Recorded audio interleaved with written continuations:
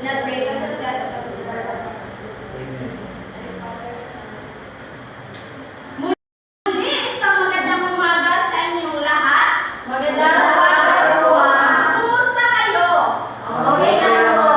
Mabuti kung gayon ako ay lubos na nasisiyahan dahil nasa mabuti kayong kalagayan. Pero bago ang lahat, nais ko munang ipakilala ang aking sarili. Sa hindi nakakakilala sa akin, ako nga pala si Binibining Morales Rizal, ang magiging guro ninyo sa umagang ito.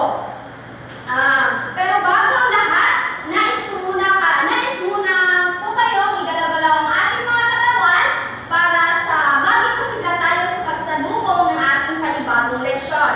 Alam niyo ba ang action song na Arang Samsam? Yes, ma'am. Sasayawin natin ang action song na Arang Samsam. 1, 2, 3, go!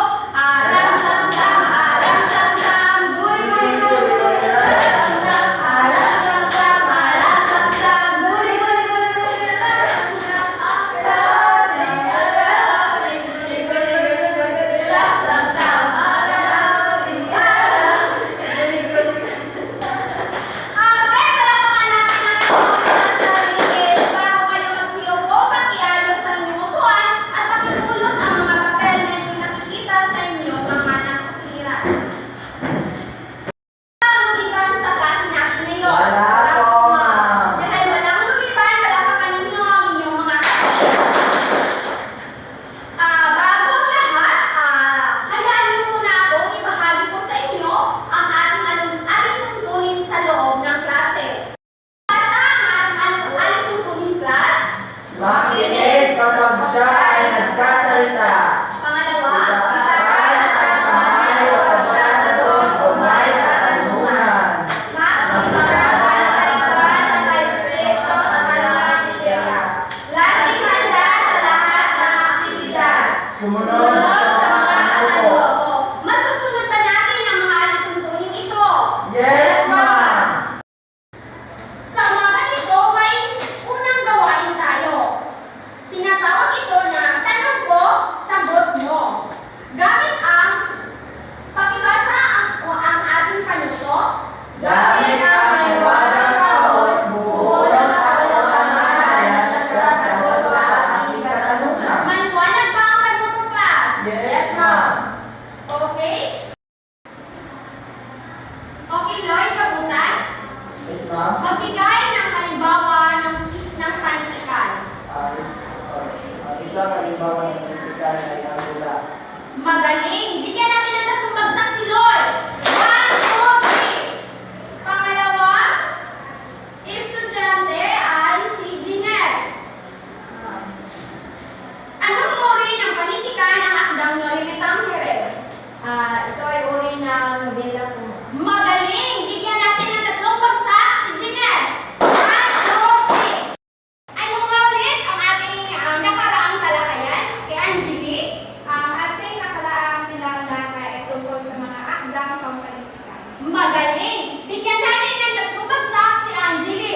1, 2, 3. Ngayon, hatiin ko kayo sa dalawang pangkat. Angeli, maaari ka bang lumipat dito sa kabilang hanay?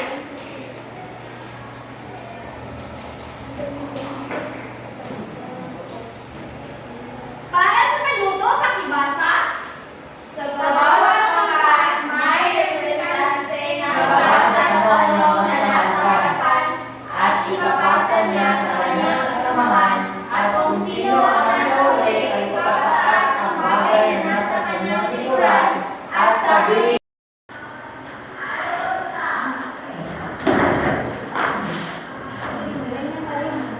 Hindi niya tayo.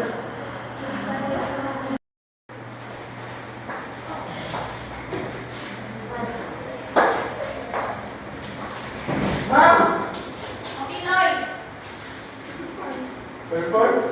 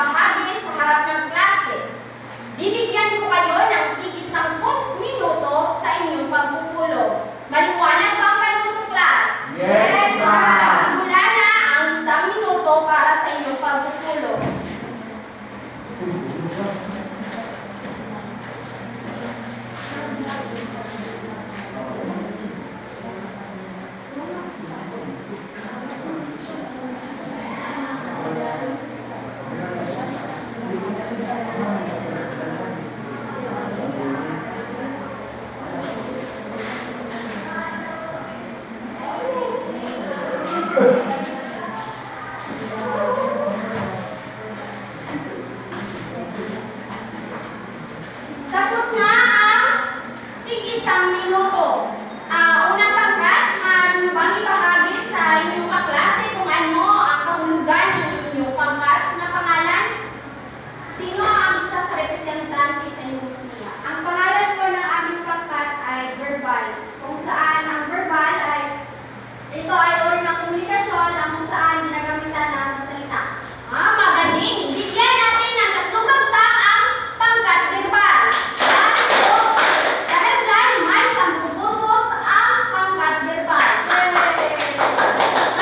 Ngayon, pakinggan naman natin ang pangkat di verbal kung ano ang kahulugan ng kanilang pangalan ng kanilang pangkat. So, ang pangalan ng aming pangkat ay Liberal. So, ang Liberal ay kasaluhan ng Liberal. Ayon sa aming pananaliksik, ang Liberal ay ibig sabihin dito ay pakikipagkomunikasyon na gumagamit ng mga kumpas ng mga kamay o ano pa man na hindi ginagamitan ng salita. At yun naman po. Magaling! Bigyan natin ng 3 bagsak ang pangkat di verbal. 1, 2, dahil sa kanyang maliwanag na eksplanasyon ay may 10 puntos ang pangkat di verbal. Yay! Ngayon, meron akong katanungan na kung saan paunahan kung sino pangkat ang makasagot. Unang tanong, pakibasa. Ano ang masasabi ninyo sa naging gawain at ano ang naging damdamin ninyo matapos na ibahagi ang inyong opinion? Sino ang sasagot? Okay, Junalyn. Ano ang masasabi mo sa naging gawain at ano ang naging damdamin mo matapos na ibahagi ang inyong mga opinion? Okay, Junalyn, ano ang iyong sagot sa unang tanong? Ang masasabi ko po sa naging gawain namin kanina ay nag-enjoy po ako at Magaling! Dahil dyan, bigyan natin ng 3 bagsak si Junalyn. 1, 2, at meron siyang 5 puntos. Sa pangalawang tanong, paano ninyo nabuo ang inyong naibahaging idea? Baliknot? ano nga po ulit yung tanong, ma'am? Paano ninyo nabuo ang inyong naibahaging idea? Nabuo namin ang aming naibahaging ideya sa pamamagitan ng pag-ambag-ambag ng ideya hanggang sa makabuo ng Magaling! Dahil sa pag-ambag-ambag ng mga ideya mula sa mga miyembro, bigyan natin ng 3 bagsak si Angelique. 1, 2, at dahil sa kanyang sagot, may 5 puntos ang kanilang grupo. Sa anong paraan ninyo nalampasan ang mga naging balakid sa pagsagot? Okay, Lloyd. Sa ano parang nagpasan ang mga pagkakas sa pagsagot? Sa parang pakikipagkomunikasyon sa mga katabi at pagiging kooperatibo sa grupo. Ito po ang maraming salamat. Magaling! Sa pamagitan ng pakikipag-usap o pakikinig sa ideya ng kanyang kaklase, bigyan natin ng 3 bagsak si Lloyd. 1, 2, 3. Dahil dyan, may 5 puntos ang kanilang pangkat. Okay, bagay sa mga salita o mga ideyang naibahagi ninyo sa ating klase, ano kaya ang magiging paksa natin sa umagang ito? Okay, Karin po. para sa akin po, ma'am, ito po ay patungkol sa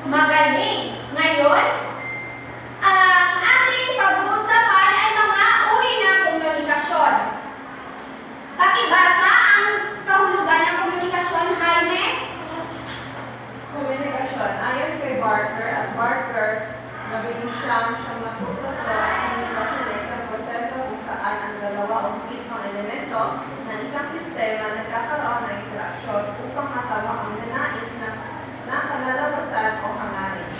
Okay. Salamat, Miss Trisha. Ang komunikasyon ay ang pakikipag-usap natin sa ating katabi kung ano man ang at kung paano tayo nakikipagsalumuha sa mga taong nakapaligid sa atin. Naunawaan mo ba kung ano ang komunikasyon? Yes, ma'am. May dalawang uri ng komunikasyon. Una, Catherine, pakibasa. Una ay ang komunikasyong verbal. Ito ang komunikasyong gumagamit ng wika na maaaring pasalita o pasulat.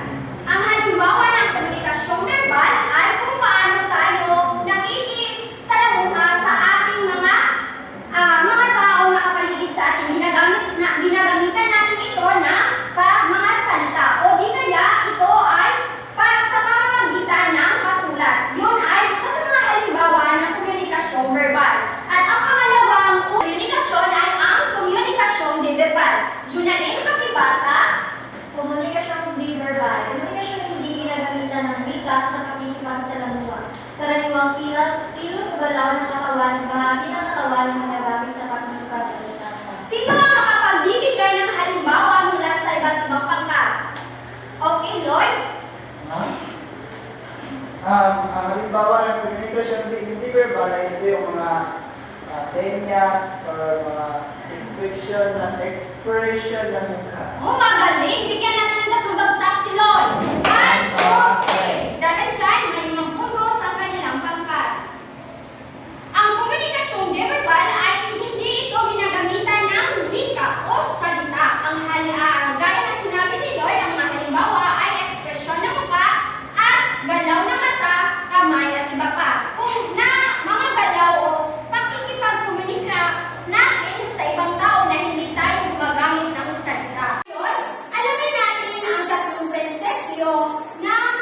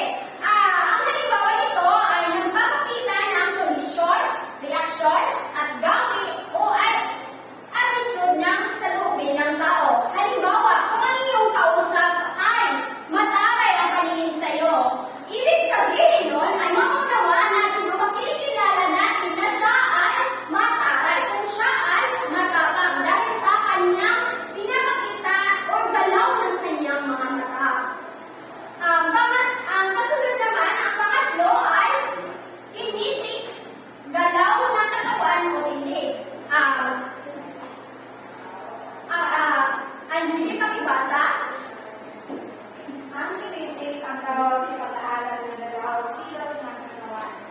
Sino ang makapag... Angie, paano mo basahin ang pangatlong uri ng di-verbal na komunikasyon? Kinetics, galaw ng katawan o tindig. Kinetics ang tawag sa pag-aaral ng galaw o kilos ng katawan. Ngayon, pakinggan natin ang halimbawa mula sa di-verbal na pangkat. Ang muro or So, isa sa halimbawa ng kinesis o galaw ng katawan ay makikita natin dito sa bakla at lalaki. Di ba? Kapag ating titignan ang tindig o galaw ng katawan ng isang bakla ay medyo may pagkababae. At ang lalaki naman ay kapag nakita nito ito ay napaka-macho. Kaya kung makikita natin na ang isang tao ay macho, malalaman natin na siya ay lalaki at kung para babae na, malalaman natin na siya ay lalaki. magaling bigyan natin sa pagsaksi ang muro. Dahil sa kanyang sagot, mayroon siyang punto sa matatanggap. Ngayon, ang susunod ay personal na ano. Pakibasa, Jaime. Sunod na yun. Kasama dito ang hugis ng katawan at tulay ng dala, ayos ng buko, pag-ayos ng mukha, suot ng alaang buko, gamit ng sapatos ng iba. Pakinggan natin ang halimbawa mula sa pangkat verbal na magbabahagi ay si Jeanette. Isa sa mga halimbawa ng personal na nyo ay ang ating kasuotan kung saan malalaman natin kung ang isang tao ay siya ay galing sa pamilyang mayaman at galing sa pamilyang mahirap. Magaling bigyan natin ng tatlong bagsak si Angkol. Dahil sa kanyang sagot, meron siyang puntos na matatanggap. Ang personal na ano ay makikilala natin kung paano siya manamit, kung paano inaayos or mag-ayos siya ng kanyang buhok at kung ano ang butis ng kanyang mga kuko or kung ang kanyang makikita natin sa kanyang personal na anyo. Ang panglimang uri ng di-verbal na komunikasyon ay damit. Pakibasa mula sa pangkat di-verbal. Sinasabing makikita sa damit ay sinusuot ng isang tao ang kanyang higit, ideal, personalidad at maging mapapugali. Ang halimbawa ng damit ay halimbawa may isang matatanda, dalaga o binata at sanggol. Diba, mapapansin natin ang kanilang pagkakaiba ng kasuotan. Ang matatanda, yung mga matataas, o di kaya mapapansin natin kung anong antas sila manamit. Sa susunod naman ay hawak or touch. Pakibasa mula sa pangkat verbal. Ang hawak palaan at hawak ay isang paraan din ng pakikipagkomunikasyon. Ngayon, pakinggan natin ang halimbawa mula sa pangkat verbal. Lloyd? Isang halimbawa ng hawak o touch ay yung mahawak kasi yung mga nagkipag-kausap kasi yung kaibigan. Tapos, napakan mo ganyan. Ito na yung halimbawa ng iba.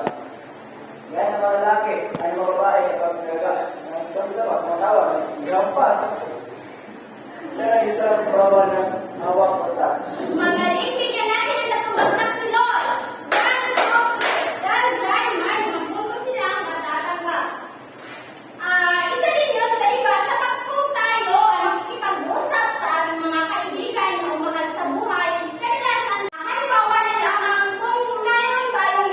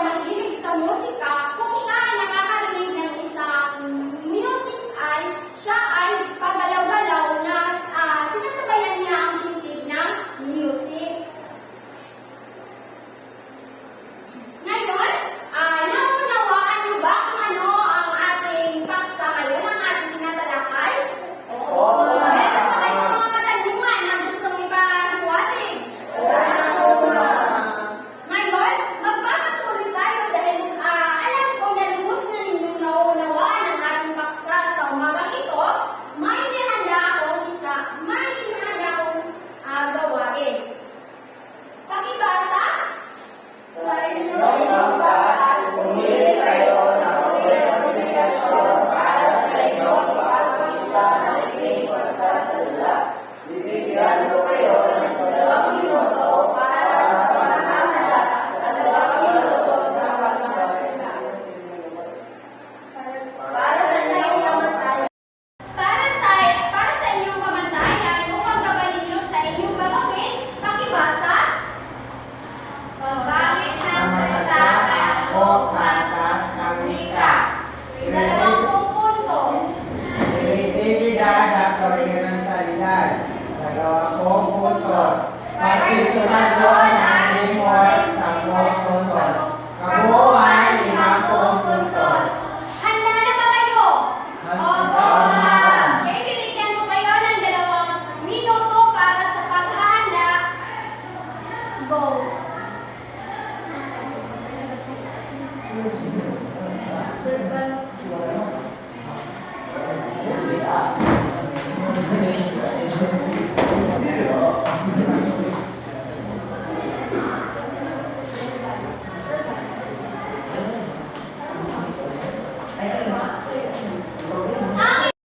Ngayon, ang 2 minuto ay tapos na.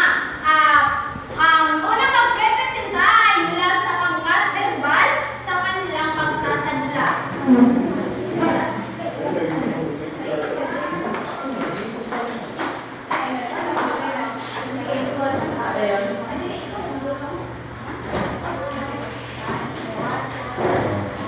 Kati, sasabihin mo sa inyo, ano yun, Reggie? May narinig akong balita na yung anak ni Aling Marites na buntis. Talaga ba? Oo, alam mo ba? Nalaman nila? Lahat nila? Hindi na nila alam yun. Kaya lang, kapag lang, kanina narinig. Sabi ko bakit namin? Yun lang. Bigyan natin ng mas gawang palakpakan ang pangkat verbal. Ngayon, kailangan natin ang pangkat verbal.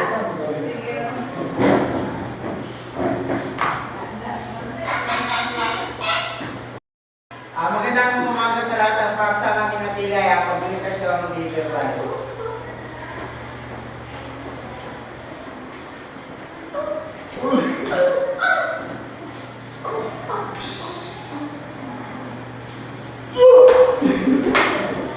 At yan lamang po, maraming salamat.